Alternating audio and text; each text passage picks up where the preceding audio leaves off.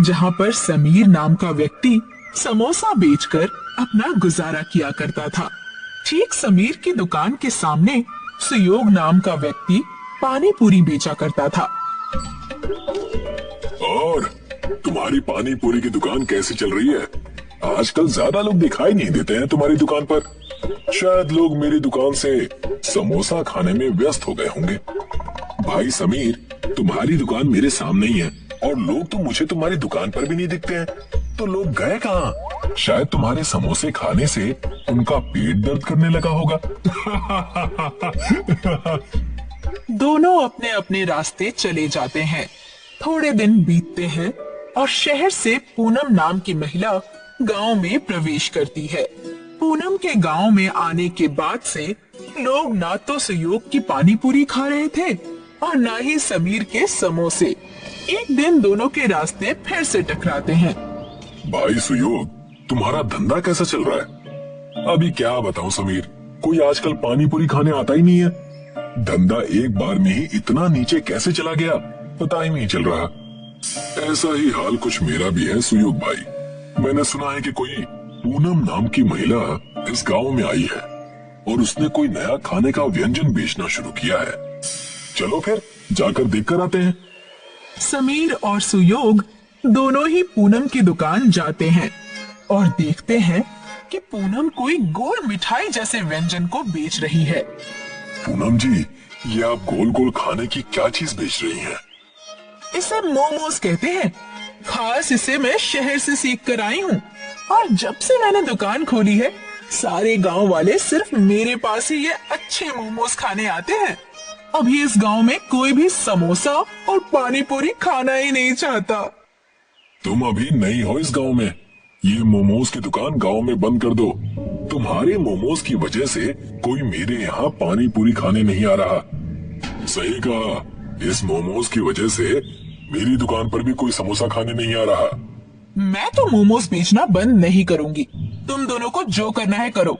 अभी जाओ, मुझे मोमोज बेचने दो। आए बड़े मुझे धमकाने।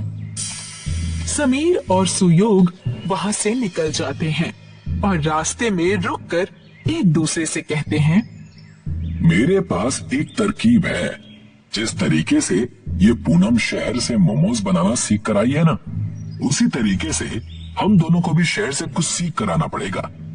इस पूनम को मजा चखाने के लिए हम दोनों को एक साथ आना ही पड़ेगा।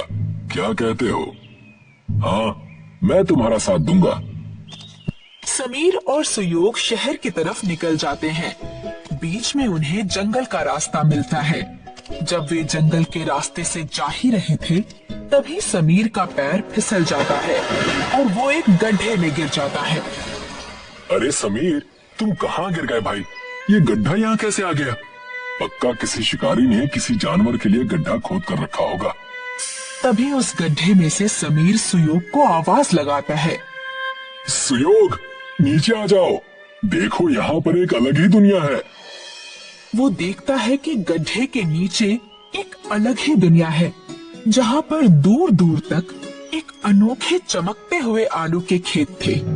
दोनों ये दृश्य देखकर आश्चर्यचकित हो जाते हैं। तभी वहाँ पर एक साधु आते हैं। तुम दोनों यहाँ क्या कर रहे हो बेटा? जी, हम शहर की तरफ जा रहे थे। तभी मैं गलती से इस गड्ढे में गिर गया। जब मैं नीचे आया तो देखा कि यहाँ तो कोई अलग ही दुनिया बसी हुई है और दूर दूर तक आलू की खेती है। ये कोई साधारण आलू नहीं है। ये आलू इच्छा पूरी करते हैं। अगर ऐसा है तो एक आलू मुझे भी खाने के लिए दीजिए ना। मेरी भी एक इच्छा है। मुझे मेरी पानी पूरी दुकान पूरे गांव में सबसे ज्यादा प्रसिद्ध चाहिए। मेरी भी इच्छा है कि मेरी समोसे की दुकान पूरे गांव में सबसे ज्यादा प्रसिद्ध हो, उस मोमोज वाली से भी ज्यादा। मगर मैं तुम दोनों की ये इच्छा पूरी करने वाले आलू नहीं दे सकता। तुम दोनों के अंदर एक दूसरे के खिलाफ बहुत ईर्ष्या है। मैं तुम दोनों को ये आलू तभी दूंगा जब तुम अपने अपने अहंकार को खत्म करके साथ में मिलकर काम करने का निर्णय लो। दोनों एक दूसरे को देखते हैं और साथ में काम करने के लिए तैयार हो जाते हैं। साधु उन दोनों को एक आलू के 2 भाग करके दे देता है। अब आधा आलू तुम खाओ और आधा आलू तुम, और एक साथ अपनी इच्छा को मांगो। हम दोनों गांव में सबसे अच्छा और प्रसिद्ध समोसा पानी पूरी बेचना चाहते हैं। आलू से इच्छा कहते ही दोनों वापस उसी जंगल में पहुंच जाते हैं। वो अपनी दुकान पर लौटते हैं, तब उन्हें वहां पर समीर और सुयोग की दुकान के बीचों बीच एक आलू का पेड़ नजर आता है। ये आलू पेड़ पर कैसे उग रहे हैं? हमारी कल की इच्छा का फल ये आलू का पेड़ है। चलो इसमें से आलू तोड़ लो, मैं इसके समोसे बनाऊंगा और तुम उस समोसे में पानी पूरी का तीखा और मीठा पानी डालकर लोगों को खिलाना शुरू कर देना। समीर पेड़ के आलू से समोसा बनाने लगता है और सुयोग पानी पूरी की तैयारी करने लगता है। जब सब तैयार हो जाता है तब दोनों अपने समोसा पानी पूरी को बेचना शुरू कर देते हैं। दोनों एक ही दुकान में काम करने लगते हैं। आओ आओ, समोसा पानी पूरी को चखो। यकीन नहीं आ रहा है तो खुद खा कर देख लो। तभी वहां से एक औरत गुजर रही थी। समोसा पानी पूरी, ये तो मैंने पहली बार सुना है, जरा एक प्लेट खिलाना। सुयोग समोसा को लेकर उसमें छेद करके उसमें मीठा और तीखा पानी डालकर उस औरत को एक प्लेट समोसा पानी पूरी दे देता है। जैसे ही वो औरत उस समोसा पानी पूरी को खाती है, उसका चेहरा खिल जाता है और वो कहती है, मैंने इससे पहले अपनी जिंदगी में इतना अच्छा कभी कुछ नहीं खाया। ये तो बहुत स्वादिष्ट है। भाई और 2 प्लेट देना और 10 प्लेट घर के लिए भी पैक कर देना। जी अभी देता हूँ। धीरे धीरे पूरे गांव में समीर और सुयोग की पानी पूरी की बातें होने लगती हैं और पूरा गांव समोसा पानी पूरी का दीवाना हो जाता है। वो सिर्फ शिमरानगढ़ नहीं बल्कि दूसरे गांवों में भी प्रसिद्ध हो चुके थे, मगर उनका उगता सूरज किसी और को चुभ रहा था। अब लोगों को क्या हो गया? मेरे दुकान पर आजकल कोई आता ही नहीं है, किसी को मोमोज खाना ही नहीं है, सबको वो समोसा पानी पूरी खाना है। और ये समोसा पानी पूरी कितना अजीब है। पूनम खुद से बातें करने में लगी थी, तभी वहां पर सूरज दलाल आ जाता है। क्या हो गया पूनम जी? मोमोज नहीं बिक रहे, इसीलिए तो परेशान नहीं है। मैं परेशान क्यों ना हूँ? इतनी मेहनत करके शहर जाकर मैं मोमोज बनाना सीख कर आई थी। मुझे कुछ करना होगा, नहीं तो मेरे लेने के देने पड़ जाएंगे। मुझे पता है कि उन दोनों की दुखती रग क्या है। क्या है? मुझे बताओ। और तुम्हें कैसे पता? सब बताता हूँ, धैर्य रखिए, मैं आपकी मदद करूंगा, मगर आपको मेरी मुंह बोली रकम देनी होगी। ठीक है बाबा। सूरज पूनम को आलू के पेड़ के बारे में बताता है और उसके साथ मिलकर समीर और सुयोग के समोसा पानी पूरी को गांव से हटाने की योजना बनाने लगता है। रात हो जाती है। समीर और सुयोग दुकान बंद करके अपने घर जाने लगते हैं। उनके जाने के बाद वहां पर पूनम और सूरज आते हैं। देखिए, मैं इसी पेड़ की बात कर रहा था। यही वो पेड़ है जो अचानक से एक ही दिन में उग गया। इसी पेड़ के आलू तोड़कर वो लोग समोसा पानी पूरी बनाते हैं। मैंने कभी आलू देने वाले पेड़ के बारे में नहीं सुना है। इसमें पक्का किसी तरह का जादू होगा। आज इसे यहीं जलाकर राख कर दूंगी मैं। फिर देखती हूँ ये लोग कैसे समोसा पानी पूरी बनाते हैं। दोनों मिलकर उस पेड़ को काटने लगते हैं और दोनों काफी थक जाते हैं। पूनम जी, मैं तो कहता हूँ कि बाकी पेड़ कल काट लेंगे। सुबह होने वाली है, किसी ने देख लिया तो लेने के देने पड़ जाएंगे। तुम सही कह रहे हो। चलो यहाँ से अभी निकलते हैं, कल आकर अपना काम पूरा कर लेंगे। दोनों वहां से निकल जाते हैं। जैसे ही सूरज उगने लगता है, समीर और सुयोग दोनों ही अपनी दुकान खोलने आते हैं और देखते हैं कि पेड़ आधा कटा हुआ है। और जैसे ही सूरज की किरण उस पेड़ पर पड़ती है, पेड़ वापस से ठीक हो जाता है। तुमने देखा जो मैंने देखा? हाँ, मैंने देखा किस तरह से ये पेड़ अपने आप ही ठीक हो गया। मगर इस पेड़ को काटा किसने था? वो अपनी दुकान खोल लेते हैं और समोसा पानी पूरी बेचना शुरू कर देते हैं। दिन खत्म होता है और रात आती है। समीर और सुयोग दुकान बंद करके घर चले जाते हैं। रात के अंधेरे में फिर पूनम और सूरज उस पेड़ के पास आते हैं। अरे, ये पेड़ तो हमने कल आधा काटा था, ये ठीक कैसे हो गया? अब फिर से इसे पूरा काटना पड़ेगा। आप चिंतित ना होइए पूनम जी, मेरे पास दूसरी योजना भी है। हम इस पेड़ को आग लगा देते हैं, ना रहेगा बांस, ना बचेगी बांसुरी।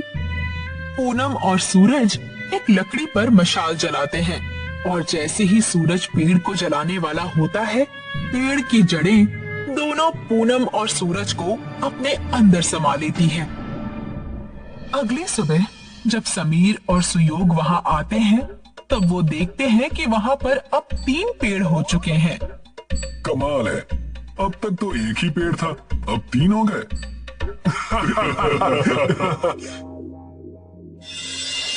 पुरीगंज नाम का एक गांव था, जहां पर सुरेश नाम का एक व्यक्ति अपने माता पिता के साथ रहा करता था। सुरेश को पानी पूरी खाना बहुत पसंद था। सुरेश और गांव के काफी लोगों को दूसरे गांव जाना पड़ता था। माँ, थोड़े पैसे मिल सकते हैं? मुझे पानी पूरी खाने जाना है। नहीं, बिल्कुल भी पैसे नहीं मिलेंगे।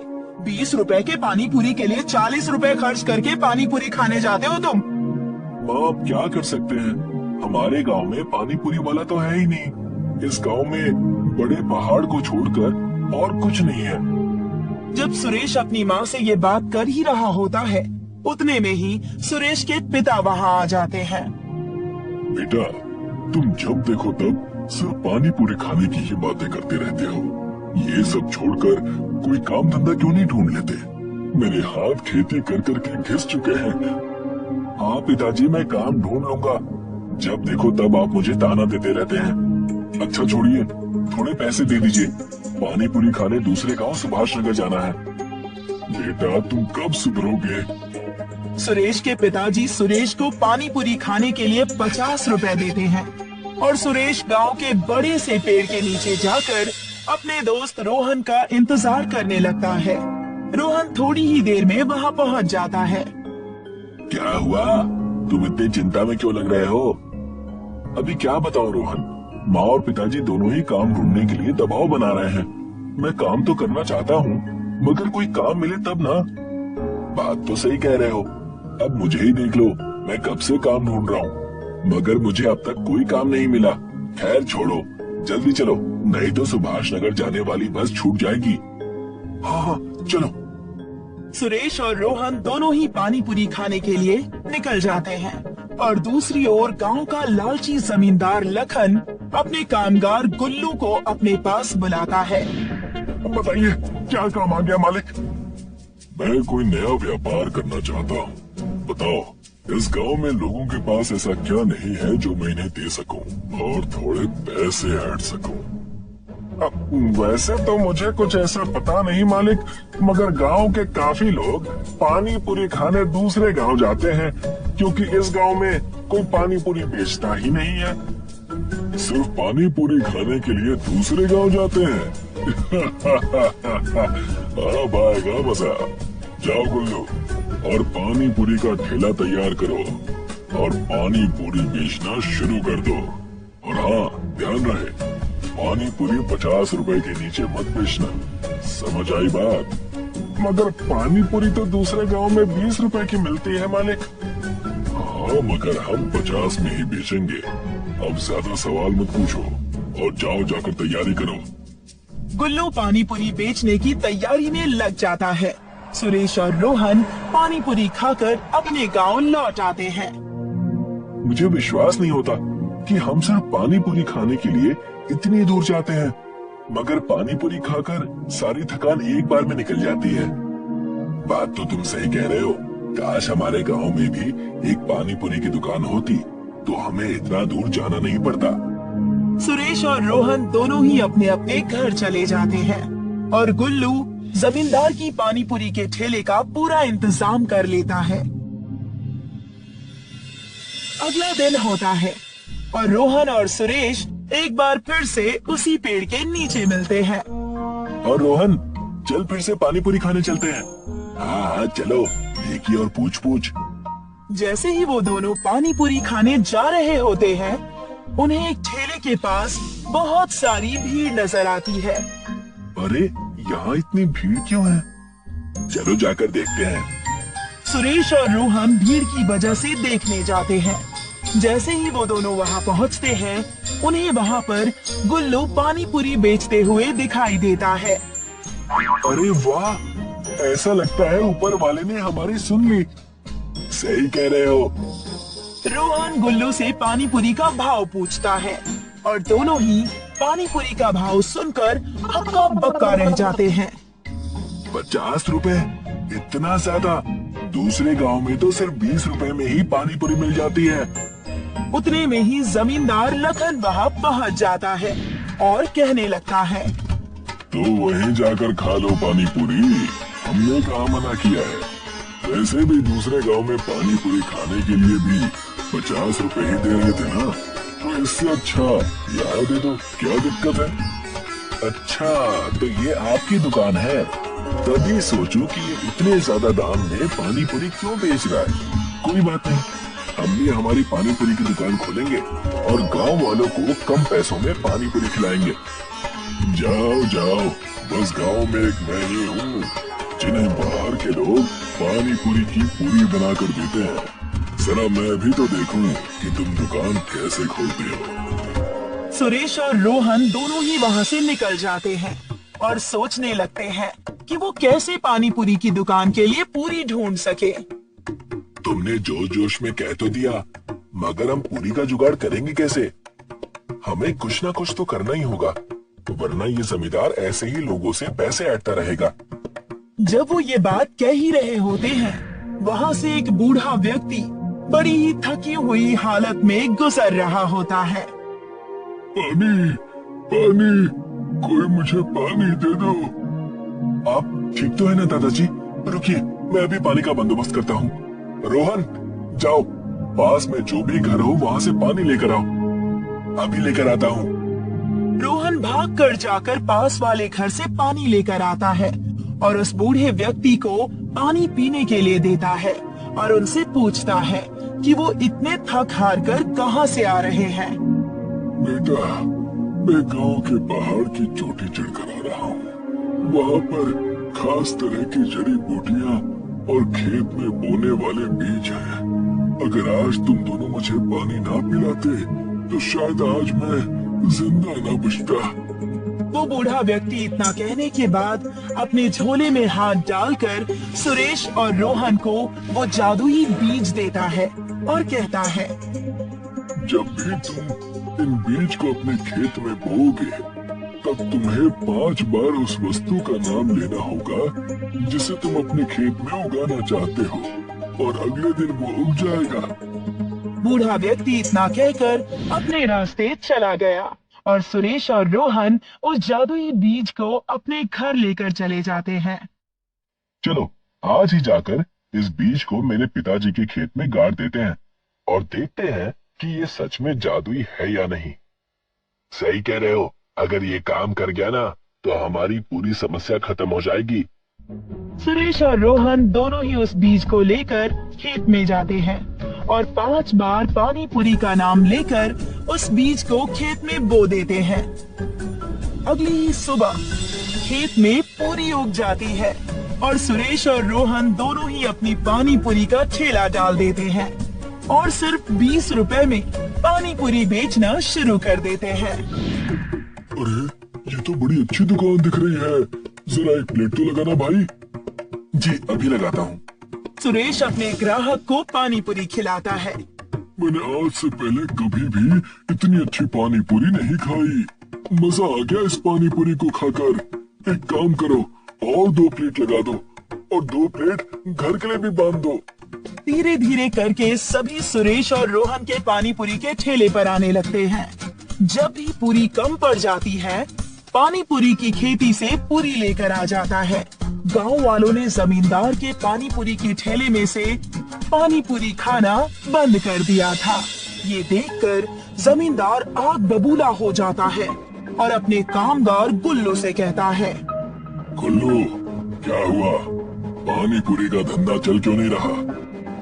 मालिक, वो पानी पूरी को 20 रुपए में बेच रहा है और हम 50 रुपए में। और मैंने तो सुना है कि उसकी पानी पूरी काफी स्वादिष्ट है।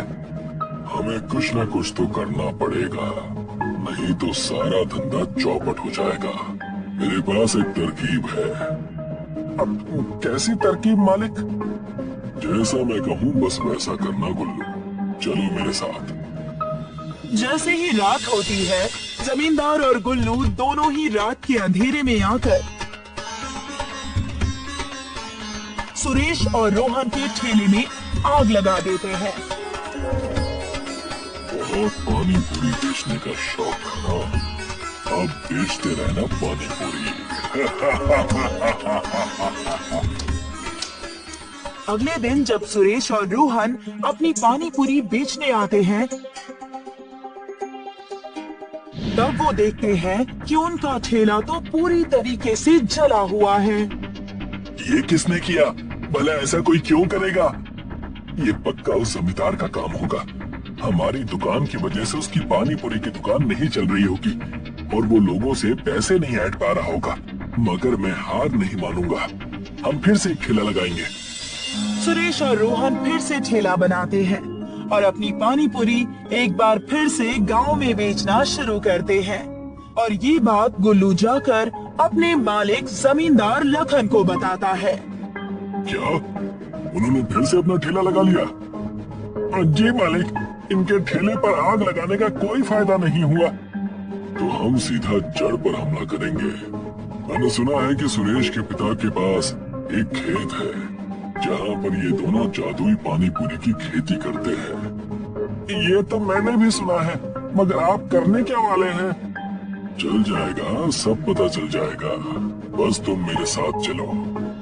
जैसे ही रात होती है, जमींदार और गुल्लू दोनों ही पानी पूरी की खेत में आ जाते हैं। तो ये है इनकी पानी पूरी की पूरी का राज। आज सब खत्म कर दूंगा। ना रहेगा बांस और ना बचेगी बांसुरी। जैसे ही जमींदार खेत में आग लगाने वाला होता है, उतने में ही खेत के बाजू में गड़े पेड़ की जड़ें उन्हें जकड़ लेती हैं। मालिक, आप बचाइए मालिक, आप बचाइए। अरे मैं खुद जकड़ा गया हूँ। पूरी रात जमींदार और गुल्लू फंसे होते हैं। अगले दिन जब सुरेश और रोहन पूरी की खेती करने आते हैं,